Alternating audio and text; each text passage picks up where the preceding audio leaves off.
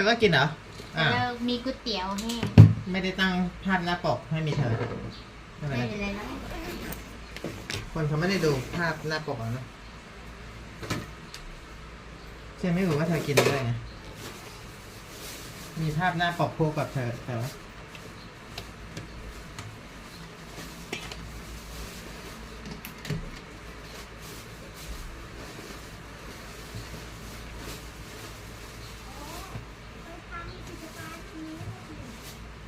แม่นะแม่ผมคุยกับเธออ๋อครับนี่มันจะหลุดแล้วหน้าเธอใส่ไว้ในกระเป๋า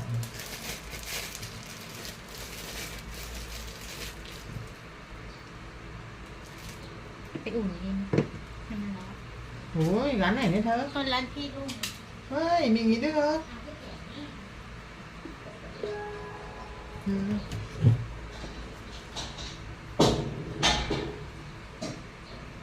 เจ๊ไม่เคยกินก๋วยเตี๋ยวแห้งหรอเคยสิชอบกินตอนเด็กบอกพ่อให้ซื้ออันละ25แล้วเธอเท่าไหร่นี่เหรอโหอันนี้40แล้วนะเดี๋ยวนี้หาไม่ได้นอกจากไอ้ที่ถูก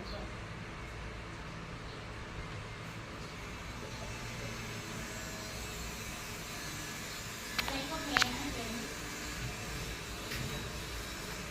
เงินมันเสื่อมค่าเดี๋ยวต้องซื้อทองเก็บไว้เถอะค่าของเงินเราจะได้ไม่เสื่อมตาม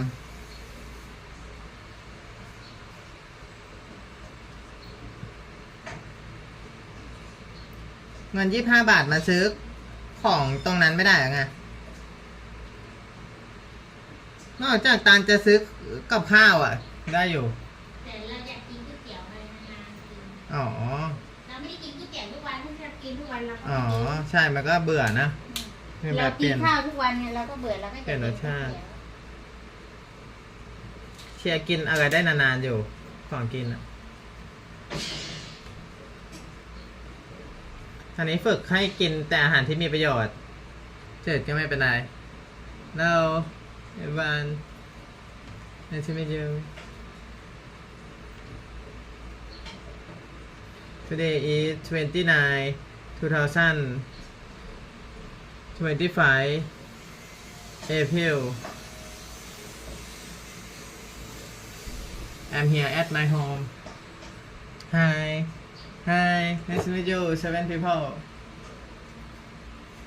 yeah my body today everyone cell transform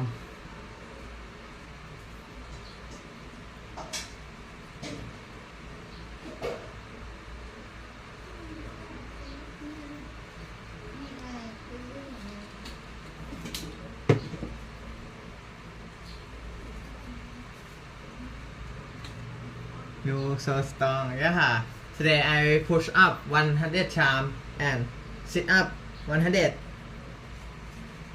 weight training 100 yeah and eat like this to have this body yeah you must pay the price yeah success doesn't come in accident everyone I have body like this because of my discipline in every single day do exercise working out every single day 1 hour and eat like this yeah you see it I show up myself in every single day how I exercise how I eat when I exercise when I eat my mom I just divide the egg to my mom my girlfriend eat dry noodle yeah me eat this Girlfriend everyone IGTG I can't understand sorry what is GTG got to go เหรอโอเค bye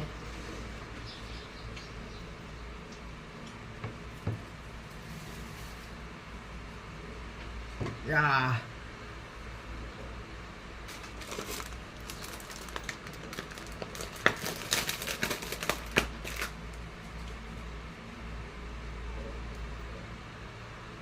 everyday breakfast okay let's go everyone let's see how I make my breakfast to anti-aging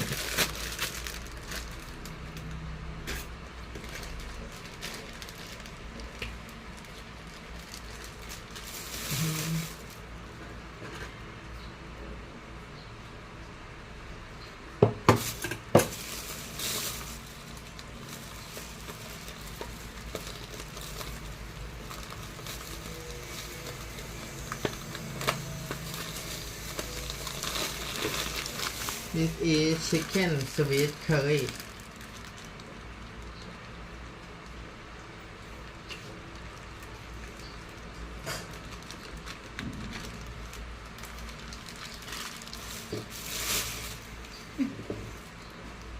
Chicken sweet curry อ่ะเอาไว้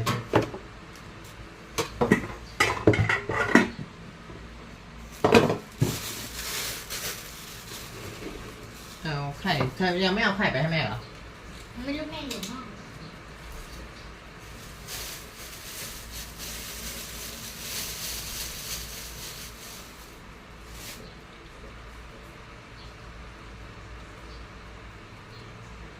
Oh, I'm very proud of my body.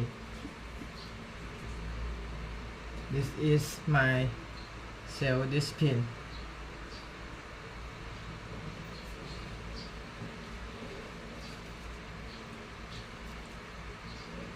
My self-transformation 1 year. Yeah, 1 year to be the body like this.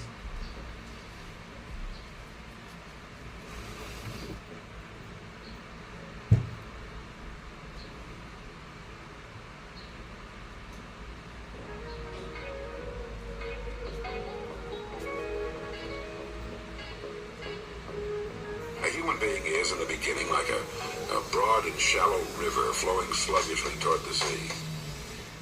ซื้อรู้ใจผ่านทางเว็บไซต์เลยครับโดยตรงเข้าไปกดแล้วก็ลองเลือกดูชำระเงินได้หลายช่องทาง Money. It's the most misunderstood yet most desired object in life. It's like the mysterious person everyone wants to date but is too afraid to approach. But I'm going to let you in on a little secret. You were born with the ability to be rich. Yes, you. But if that's true, why isn't everyone rolling in wealth? What's the missing link between you and your dream life? Hold that thought, because we're about to uncover the strategy that can unlock unimaginable wealth and success in your life. If you're watching this, it's because you have aspirations and ambitions for more. You're someone who's hungry for success and eager to elevate your life to levels you've never thought possible. Today, we're diving into the groundbreaking concepts from the book You Were Born Rich by Bob Proctor. We're going to explore the innate power within you to not just wish for wealth, but to command and attract it. So grab your notebook and get ready to change your life forever. Let's begin. 1. You're richer than you think. Stop. Take a moment and look around you. What do you see? A life of missed opportunities? A bank account that doesn't reflect your worth? A reality that doesn't align with your dreams? Now, what if I told you that all of this is an illusion? A mirage that you've convinced yourself is real? You see, you were born rich, not in the silver spoon in your mouth kind of way, but in a manner far more significant. You were born with a mind, a tool more powerful than any vault of gold or stockpile of cash. Yet here you are, living a life that's a mere shadow of what you're capable of. Why? Because you've bought into the illusion of poverty, the false narrative that you're not enough, that you don't have enough. Let's get one thing straight. Your current circumstances are not a life sentence. They're a starting point. Your mindset is the compass that can navigate you out of this illusion and into a reality brimming with opportunity, wealth, and success. But to do that, you need to shatter the mental barriers holding you back. You think you're not smart enough. Albert Einstein's teachers labeled him slow and mentally handicapped, yet he became the epitome of intelligence. You think you're too old? Colonel Sanders founded KFC at the age of 65. You think you're too broke? Oprah Winfrey was born into poverty and became a billionaire. Today we're tearing down the illusions and unlocking the vault of your mind. We're diving deep into the untapped reservoirs of your potential to unleash the wealth you were born with. So if you're ready to break free from the chains of your self-imposed limitations, stick around. This is not just another video. This is your wake-up call. 2. The prosperity consciousness. Let me ask you a question. What percentage of people do you think achieve true wealth? 30%? 10%? 5%? The truth may shock you. Only 1% of the world's population has achieved millionaire status. This means 99% of people never get rich. Let that sink in. That's not just a number, it's a tragedy. It's a sea of untapped potential, dreams deferred, and lives lived in quiet desperation. But why? Why do so many people miss the mark? The answer isn't just about money, it's about mindset. It's about what's been passed down through generations. Not just wealth, but a prosperity consciousness. ไม่น่า You เพ see, ราะเธอ the จะกิน wealthy เนี่ย don't just ใช่ไหม inherit ถ้า money. จะไม่ปรุง They inherit a way ofไม่ปรุง thinking, a เพ blueprint ราะ for ว่ามัน success มี that's been หลาย tried อย่าง and ที่ tested. มีประโยชน์อะ Now you might be thinking, well, I wasn't born into wealth, so I'm out of luck. You couldn't be more wrong. ไม่ต้องล้างมือ Prosperity consciousness isn't exclusive to trust fund babies or Silicon Valley prodigies. It's a mindset you can adopt right here, right now. You can break the cycle, shatter the mold, โอ้ and แม่ defy the ให้แฟ statistics. น Money making is not a talent you're born with. It's a skill you Welcome. develop. Just Hey. like playing the piano or riding a bike, you can learn the art of wealth creation. But here's where most people get it wrong. They focus on the surface level stuff. Want to start a business? Start with an address. Choose from a range of domain names and fresh new domain extensions. I've always been jealous of Winston Churchill. There's a quote, by the way, the history of innovation is the bed, the bus, and the bathtub. It's all เจอเจออย่างหมดกัน นั่งเลยครับ เจออย่างนี้ มาครับ always these moments when we're not really thinking about work, we're kind of doing something else, that good ideas come to us. Winston Churchill, he's sitting in the bathtub and he's dictating a national address to his assistant who's in the other room. She's saying, distinguished ladies and gentlemen, don't call them distinguished, they're not this is the Gary Oldman version, they're not distinguished, you know. Dear ladies and gentlemen, we have gathered together, get to the point, you know. And I'm watching this going, I would give anything to have an assistant who understood my context and my voice and my intent well enough that I could sit in the bath and they could write my speech. Now, the poorest villager in Palo Alto can have what only Winston Churchill used to have, which is an assistant that has my context and my voice and my intent available to me so that when I'm in the bathtub, I can be dictating. It's always these moments when we're not really thinking about work or kind of doing something else that good ideas come to us. Winston Churchill, he's sitting in the bathtub and he's dictating a national address to his assistant who's in the other room. She's saying, distinguished ladies and gentlemen, don't call them distinguished, they're not this is the Gary Oldman version, they're not distinguished, you know. Dear ladies and gentlemen, we have gathered together, get to the point, you know. And I'm watching this going, I would give anything to have an assistant who understood my context and my voice and my intent well enough that I could sit in the bath and they could write my speech. Now, the poorest villager in Palo Alto can have what only Winston Churchill used to have, which is an assistant that has my context and my voice and my intent available to me so that when I'm in the bathtub, I can be dictating my address. That is absolutely technically possible today.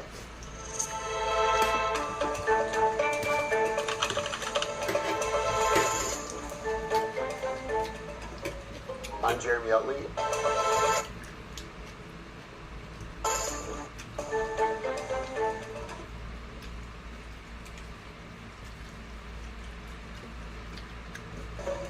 I'm Jeremy Utley. That's our food. Do you eat all of it? Yeah, sure. I eat it every single day. a lot of food.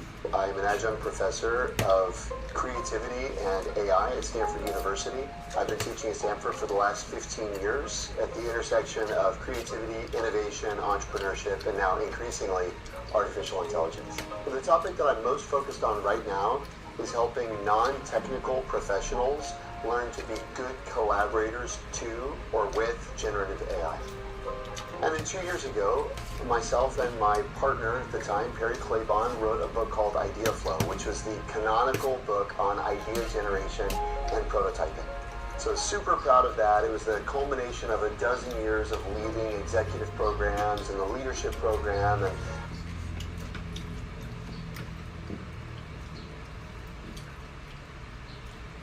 the entrepreneurship program at Stanford. And 1 month after our book came out, ChatGPT came out. To me, the fact that I wrote the canonical book on idea generation just prior to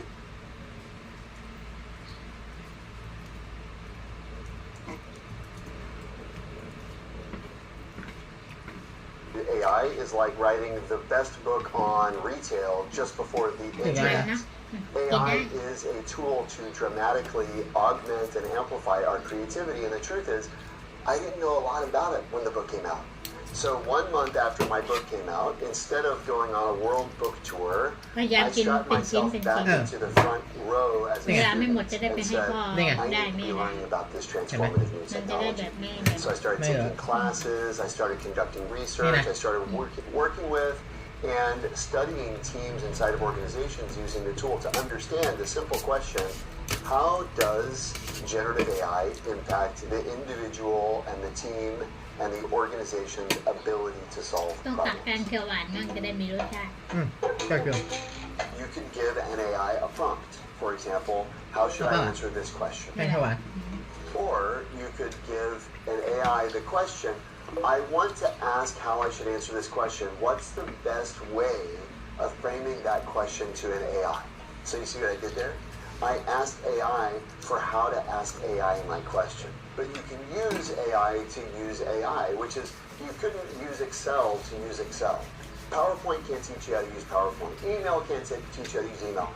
AI, strangely, can teach you how to use itself if you think to ask. Go to your language model of choice and just say the following. Hey, you're an AI expert. I would love your help and a consultation with you to help me figure out where I can best leverage AI in my life. As an AI expert, would you please ask me questions, one question at a time, until you have enough context about my workflows and responsibilities and KPIs and objectives that you can make two obvious recommendations and two non-obvious recommendations for how I can leverage AI in my work. You will have one of the most enlightening and illuminating conversations you've ever had, and it's all because of AI's ability to evaluate its own work. What I've seen is non-technical employees are able to do incredible things. Here's one example. The National Park Service called me and asked me if I would conduct a training program for a bunch of backcountry rangers. So they gathered a group of about 60 backcountry rangers and facilities managers into a training session. And I spent a couple of hours over Zoom. สวัสดีครับพี่ Teaching folks the basics of collaborating with AI. หนูเพิ่งตื่น โอเคครับ โอ้แน่นอนเต็มที่เลยวันนี้ One of the people in that session was a gentleman named Adam Miner, who works at Glen Canyon National Park. And one of the things I say is you should focus on parts of your work that you dread, parts of your work that you don't enjoy, that you think, I have to do this again. And Adam said, if I have to replace the carpet tiles in the lodge, I have to fill out all of this paperwork. And so to replace a carpet tile will sometimes take 2 or 3 days of paperwork. Then he thought, could AI help me write that paperwork? And in 45 minutes, he built a tool with natural language that saves him 2 days of work every day he makes a statement of work. And then listen to this. Someone got access to that tool and shared it across the other parks. There's about 430 parks in the service. The National Park Service is estimating that the tool that Adam built in 45 minutes is going to save the service 7,000 days of human labor this year. That's the kind of impact that normal professionals can have even without any technical ability, if only they're given very basic foundational training.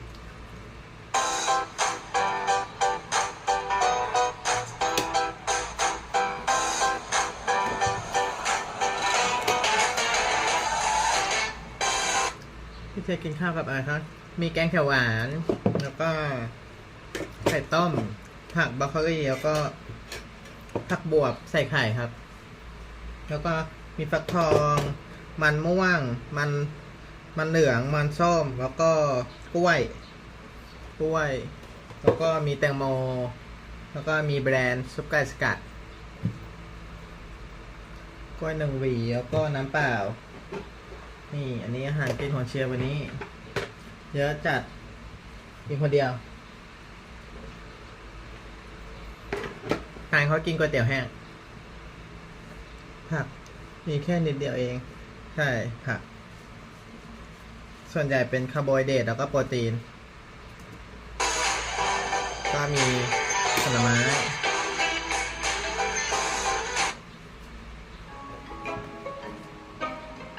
People are wanting to learn AI and how it can be transformative for their business. People are wanting to learn AI and how it can be transformative for their business, but they don't have the basic language. And so while lots of organizations are asking me, how can we work with AI to transform our business? Where I have to start with them is, how do you work with AI?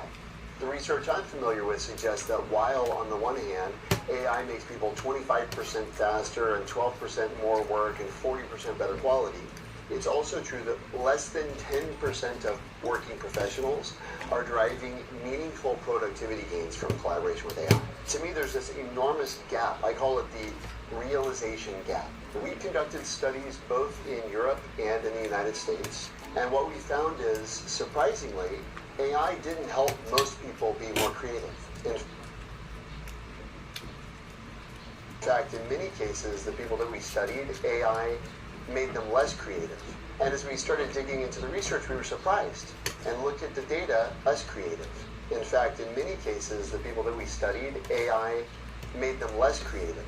And as we started digging into the research, we were surprised and looked at the data, we were confused because you think AI should make people more creative, not less. And we studied the underperformers and then we studied the outperformers. And what we found is the outperformers had a fundamentally different orientation towards AI than the underperformers did.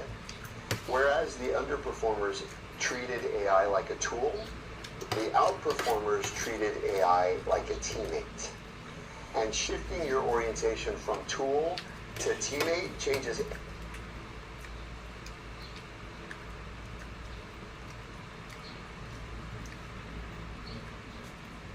everything about the kinds of outcomes that you can achieve working with generative AI. A simple example is, what do you do when it gives you mediocre results? If it's a tool, you get a mediocre result, and then maybe you improve it, or maybe you say, it's no good at doing that. If it's a teammate who's giving you a mediocre result, think about the last teammate who gave you work product that wasn't sufficient. You gave them feedback. You gave them coaching. You gave them mentorship. You help them improve it. And so what we found is the people who treat AI like a teammate coach it and give it feedback, and importantly, get it to ask them questions. The fundamental orientation a lot of people take towards AI is, I'm the question asker, AI is the answer giver. But if you think about AI like a teammate, you say, hey, what are 10 questions I should ask about this? Or what do you need to know from me in order to get the best response? So things, for example, like you have a difficult conversation coming up with a coworker. Did you know you could leverage a large language model to role-play that conversation? You can get an AI to interview you about your conversation partner and then construct a psychological profile of your conversation partner and then play the role of your conversation partner in a role play and then give you feedback from the perspective of your conversation partner on how you approach the conversation. That's something you can do today.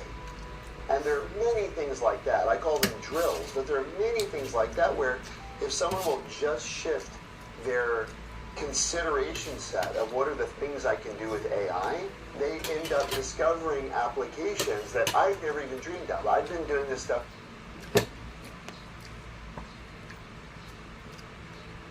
My plan today, everyone.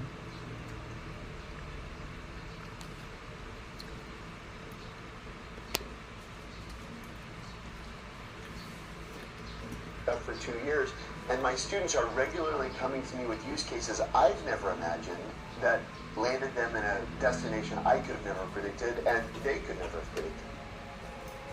For me, I never thought about myself as a creative individual. Now I fully and fundamentally believe every single human being has innate creative capacity. Every single one of us. What the D-School has helped me do is unlock others. Everyone has this latent creative capacity. Once I was teaching a class with a hip-hop artist named Lecrae. He's a multi-time Grammy award-winning artist, and he and I are teaching a class to graduate students at Stanford, and we're giving them the assignment, you've got to go get inspiration in the world. And what I can see is it's like looking at myself in the mirror 10 years ago, because all of the business school students in the class are going, inspiration.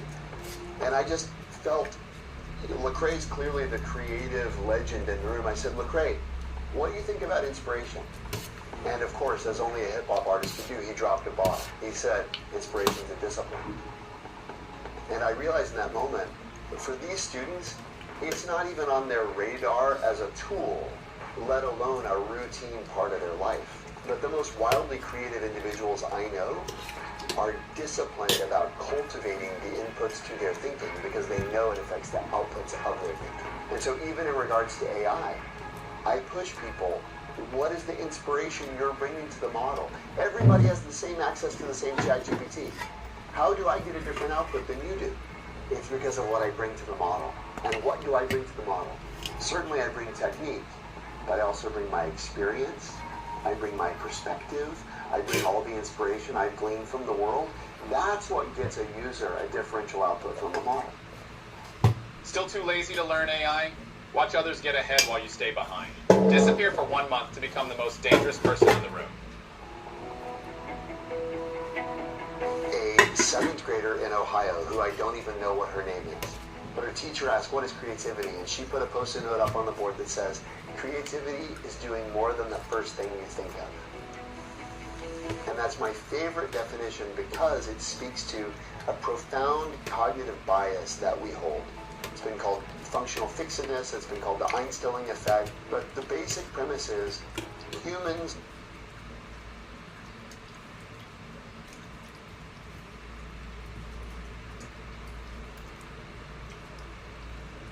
tend to fixate on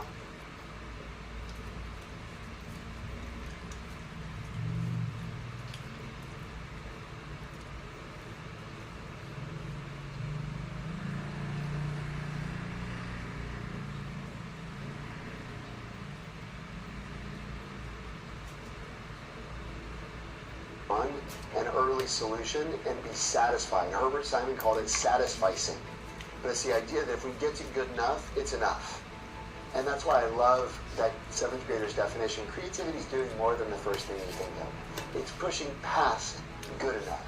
Is the definition of creativity changing in the age of AI? I don't think so. The reality is with AI, it's now easier than ever to get good enough. If your goal is world-class, if your goal is exceptional, then what you want to be prompting for is actually volume and variation. And that takes time. It takes time to not only read through it, but to sort it and to process it. But fundamentally, the definition of creativity doesn't change in the age of AI. It's just that the human's ability or inability to arrive at a creative state is affected not only by the technology, but also by their stated or unstated objectives in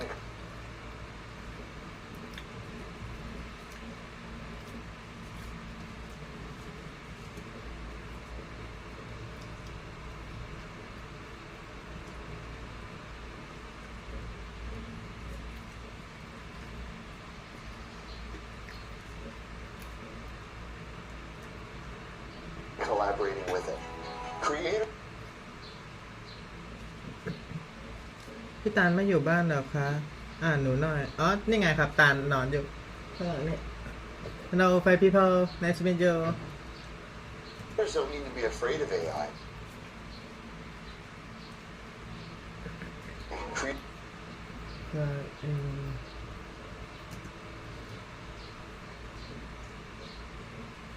Creators need to dive in. They need to lean in.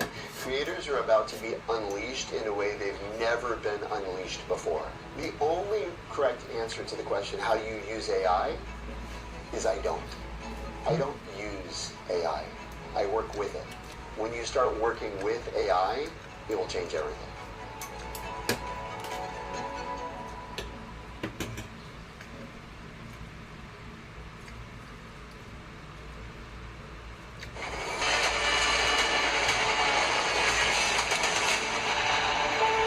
It's time. People used to go to school to learn how to do the homework and do the exams. Today, everyone needs to learn how to grade the homework. This is the huge difference. Because someday, if you want to do anything in the world, the first thing you will do is you will ask ChatGPT. The role of a person, if you want to do anything in the world, the first thing you will do is the huge difference. Because someday, if you want to do anything in the world, the first thing you will do is you will ask ChatGPT. The role of a person in the world is going to be to solve problems. So that's why what the world needs now is a large-scale way for everyone to learn how to come up with their own way of thinking, not just how to do the problems. Hi, I'm Po Shenlo. I'm a mathematician. I'm a math professor at Carnegie Mellon University. I'm a social entrepreneur, and I'm also the national coach of the U.S. International Math Olympiad team.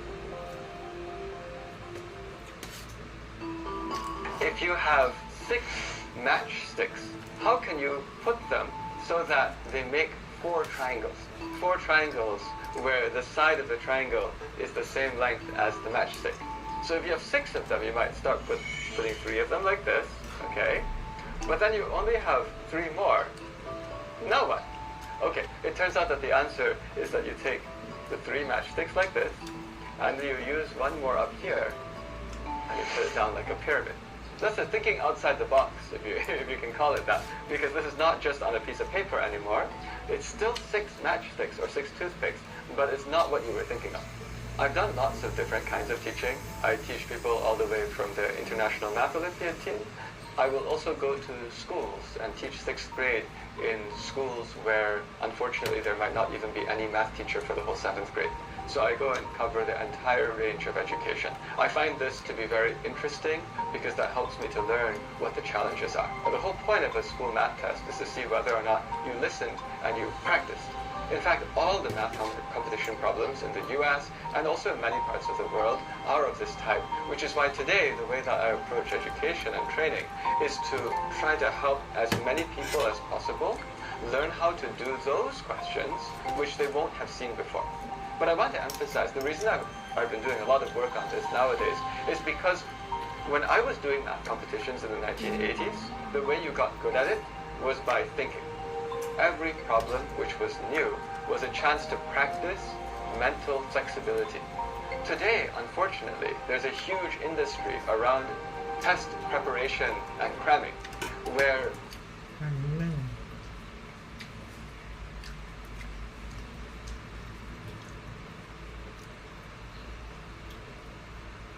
people try to help students get high scores on these strange math questions by showing you all of the strange math questions that you might possibly see, and that involves studying for many, many, many, many hours.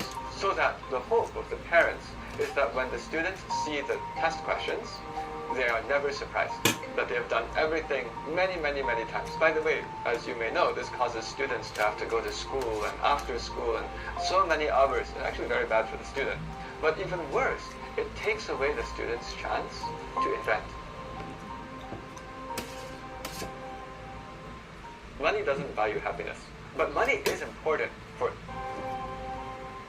Money doesn't buy you happiness, but money is important for impact and influence. So in fact, it's very important that the things that we build are capable of generating enough money to create the impact.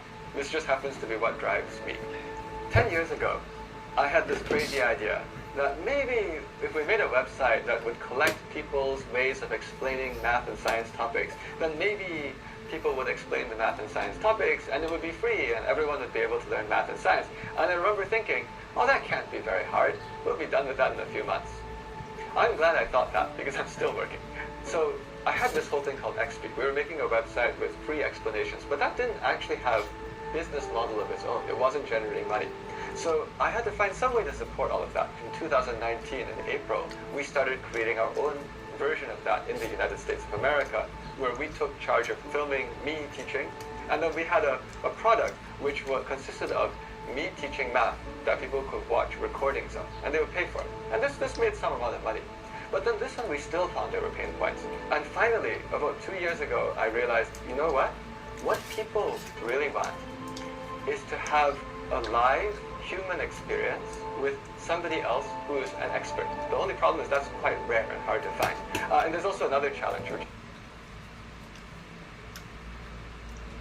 is that ideally that person you're talking to is friendly. If the person knows a lot but is not friendly, that's actually not useful either, right? This is the hardest thing to deliver in education because it's the least scalable. Of course, in the entrepreneurship world, we always think about scalability. And yes, you can find one brilliant coach who teaches 10 students, or maybe even 20, or maybe even 100. That's a small scale compared to the size of the world. And then that's when I suddenly realized I can make a giant win-win-win situation.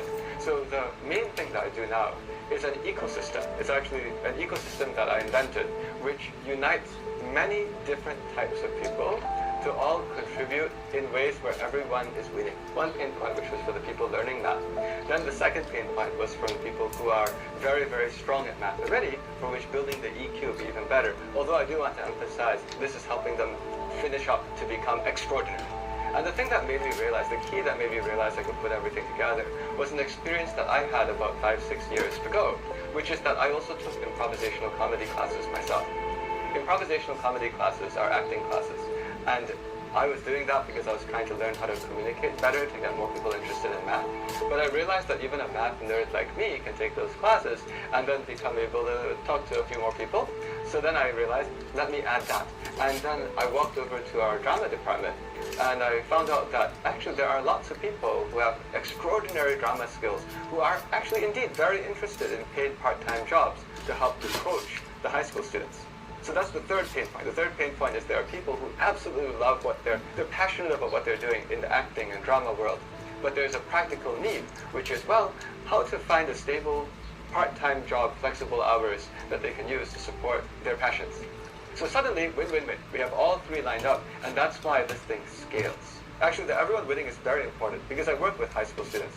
And so in our company, anytime anyone wants to ask high school students to do anything, my answer to my employees is always, that thing you want to ask that high schooler to do, can we explain to their parent why, for a very busy high school student, that thing is the best thing they can do with their time?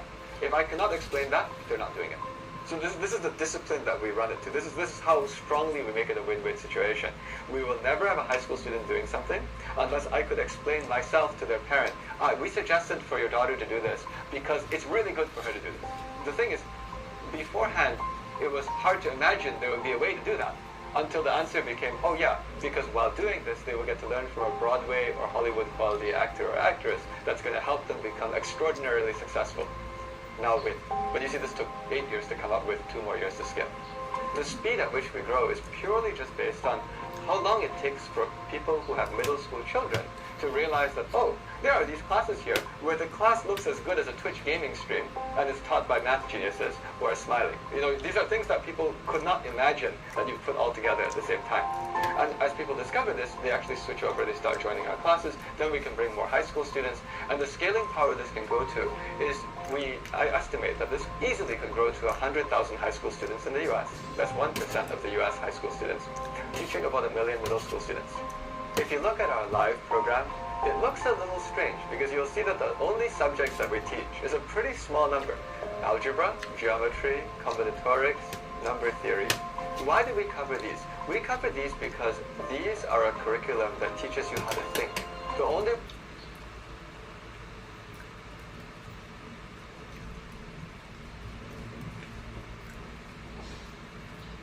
way to do that is by giving them questions that they have never seen in school before. So I need to find a source of problems that you will not see in school.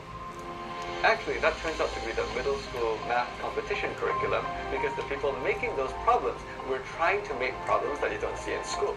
But the difference between the way we do it and the way that lots of the training centers do it is that we are trying to use those as opportunities to make you able to practice the thinking instead of just showing you doing the question that way enough time. So the answer is the topics that we cover specifically chosen because that will be enough to teach a student how to generate their own idea. Our philosophy is if you finish all of that, you will discover that you can learn anything. Our goal is not to make it so that we have classes for you for every year of your life. Our goal is to make it so that as fast as possible, you don't need any classes from anyone ever again.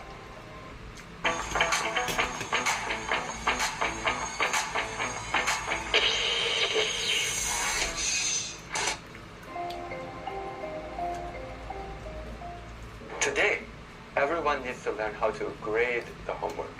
This is the huge difference. Because someday, if you want to do anything in the world, the first thing you will do is you will ask ChatGPT. Let me make this analogy stronger. If we look at any good software engineer, most good software engineers, if they're given a task that they have never done before, the first thing they do is to think about some similar problems and search on Stack Overflow to see examples. They don't expect that will give them the whole code they need to write, but they use this to research what kinds of technologies might be useful. But as ChatGPT suggests the solutions, they need to be quick thinkers and analytical thinkers to understand whether or not what ChatGPT said is correct. So that's why what the world needs now is a large-scale way for everyone to learn how to grade homework, for everyone to learn how to come up with their own way of thinking, not just how to do the problem. My general philosophy is when you're learning, you should keep challenging and you should not be repeating. In the real world, when you're doing a task, if it's repetitive, you should get ChatGPT to do it, or a calculator to do it, or a computer to do it. But in order to know how to control those well in the real world, you need to learn how to think. And that's the purpose of the learning process. What I do for fun is I like to meet and try to understand people whose backgrounds I don't fully understand yet. This is actually what I do for fun. This is also why we're talking right now. I happen to be talking to you in New York City. The way I got here overnight is I took the bus. The overnight bus. You know, some people don't take the overnight bus because who knows who you're taking the bus with. But for me, I'm actually not scared by that. That's just called real world. You can't understand the real world unless you actually start going into various parts of the real world. I think my message of how to create value is you cannot create value if you don't interact with people. You cannot just theoretically think about the value. And the more people, the more you can understand people of different backgrounds. Understand means have some idea of how they tick. What are their needs? What are the limiting factors? What do they want to do? The better you are at modeling this, the more effective you will be at coming up with a solution. I started going to city after city after city, giving math talks in public parks. I actually set a schedule. I put a schedule on my website and I said, I'm going to go to all these cities and people could just sign up to show up for the talks. And at the beginning, people were wondering, will anyone show up? But actually, there would be like 50 to 100 people showing up at these talks in parks. And by the way, that was a fun journey because in order to do that, I was traveling around from park to park with all the AV equipment, speakers and everything to be able to have a stage in park shelters all around the US. But while doing that, inadvertently, that was customer discovery. Inadvertently.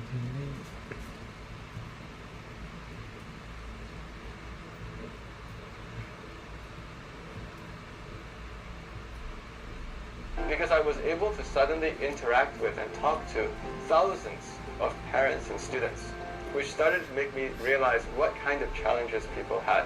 And that's why just probably about 1 to 2 months after that, the big idea came. The big idea of, oh, we can actually have all these middle school students who I've met, they can all learn how to think, all at the same time, while these people who are brilliant become extremely polished so that someday later in their careers, they can be really successful. So that was the idea. It was like, somehow you cannot really find pain points if you're not seeing people. That's also why with a lot of the work that I do, I will go into schools, right? I love to work on education, and I do it in a way where even just last night, I was writing to somebody who is involved with a large network of schools, and their schools, I believe, serve students who are also disadvantaged. Now, instead of just putting money or putting resources from my side, what I said is, I'm very interested. can we arrange for me to go into some of your schools and teach 6th grade? What I'm explaining is that the way I do anything, if I want to work in a sector, I go and myself step in and start doing the work and see what happens. And this is actually how I came up with all these ideas. Because actually the ideas that I'm doing are all things I've personally experienced myself. I've experienced being a math person taking acting classes. I've experienced being a person learning how to think, taught by somebody who knows a lot of things and also smart. So all the different parts gave me these ideas. Now I can understand why you identify you as a social entrepreneur.